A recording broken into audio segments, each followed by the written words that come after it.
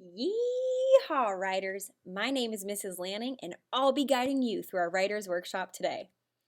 Writers, last night I was watching an old Western movie with lots of cowboys and cowgirls, and at one point in the movie, the cowboys said, "We're going to a party." And so the cowboys kept saying, "Saddle up, partner, it's time to get to that party." You want to say that with me? Saddle up, partner, it's time to get to that party. I love that expression. Saddle up. In fact, this morning when it was time to take my dog on a walk, I said, "Saddle up. It is time for walkies." I know, so silly, right? Well, guess what? Today, it's time for us to saddle up and get to a revision party. Say, "Saddle up. It's time for a revision party." Saddle up, it's time for a revision party. And you friends know a revision is when we change something to make it even better. When we make a revision to our writing, we change it or we add something to it to make it even better. And a revision party is when writers get together and work together and start having a good time adding new stuff to their stories, making tweaks if they need to. And our stories are the invitations to the revision party. So, writers, the idea of this revision party is to have fun together and find ways to make our books sparkle. We've already got our writing, we've got our stories. We are going to look at those stories and see what are things that we can add to make them even better. One way writers figure out ways to add sparkle and make their fiction book even better is to look at other fiction books and see what those authors did to make their books sparkle.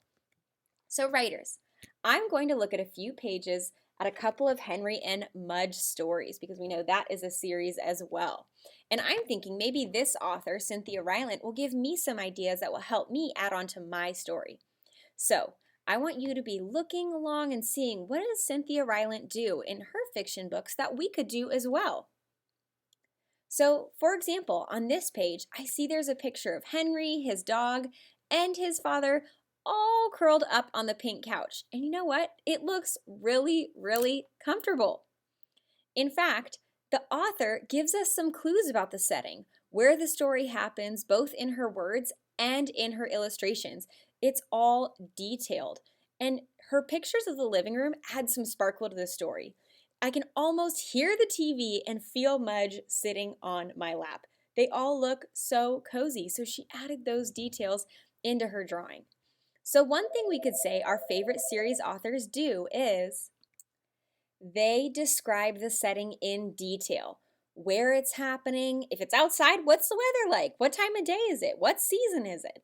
And they not only tell these details in their words, they also do it with the picture. We don't want to see a tiny picture and then a bunch of white space. Y'all add that detail. And I'm not saying scribble, oh, we fill in the background all blue. No, I'm saying take your time adding those details because pictures also help tell our stories. So let me see what else Cynthia Rylant, this author, did in Henry and Mudge. And I want to see if there's anything else she does that we could copy as writers. Let's see. On this page, it says, "Suddenly, Mudge ran to the door and barked." Well, first of all, in the picture, do you notice that she has little lines where his tail is? And that kind of tells me his tail is moving. And then I also can see lines coming out of his mouth. And that tells me, there's a loud noise coming out. And then when I read it, I see it's a bark. And you know what? When she used the words, "Suddenly, Mudge ran to the door." When she said suddenly, that really got my attention because I thought, something scary or something big is about to happen.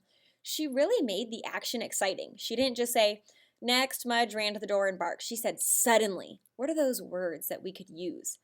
We make the action exciting. So, as we've seen with our favorite series authors, they describe the setting in detail, in their pictures and in their words. And they also make the action exciting. For example, just the way that Cynthia Rylant said, "Suddenly." We're describing the action in detail and we're saying it in an exciting way, not in a boring way. We're saying it in an excited way. Thank you, writers, for being patient, even with different interruptions. So let's give you a chance to try this. I want you to think of books that maybe you have at home or in your classroom or maybe on Mayon and books around you, ones that you like. And I want you to read through it and see what does this author do that makes the story so special? What's something that they do? Do they tell the story step by step? Do they make the action exciting?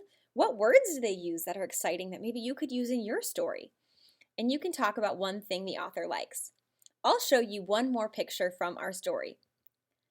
So in the Henry and Mudge, you'll see that there is a cat. And look at this picture, y'all.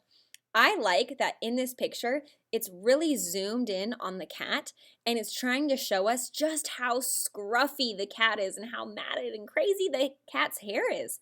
And so it really shows that detail in the pictures. And you can do that too, because remember, friends, pictures also give us details about the story. And in fact, whenever you're introducing a new character, just like Cynthia Rylant did here, normally it's just Henry and his dog Mudge. But in this particular story, she added in the new character of the cat. So we make sure that when we're introducing a new character, just like Cynthia Rylant, we are going to include lots of details for our new character. So Cynthia Rylant made sure to include a very detailed photo of this new cat. I can see that it's scruffy, I can see what it looks like, and she wrote about it as well. So something else our favorite authors might do is give lots of details for new characters. All right, writers, it's time for you to saddle up and get busy with revising.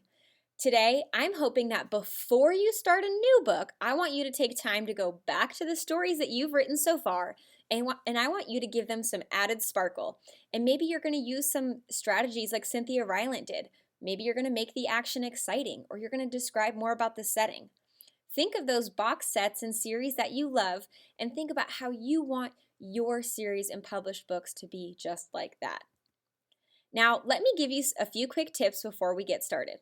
First, you might want to think about how to fit in all these additions. Maybe you want to add a new page on Seesaw, or if you're using paper, maybe you're going to tape a new paper on or staple a new paper on, but come up with a plan so you're ready. Second, you might want your mentor text, your example book, on your table. That way you can look at it and think of new ideas and be inspired by it. And last, I bet you're going to give directions to yourself to help you plan your work. You should also tell your partner or stuffed animal or friend at home or cousin, whoever it may be, your plan before you get started with writing so you can check in with each other and see how it's going. All right, writers, it's your turn. I can't wait to see what you come up with. Writers, go write.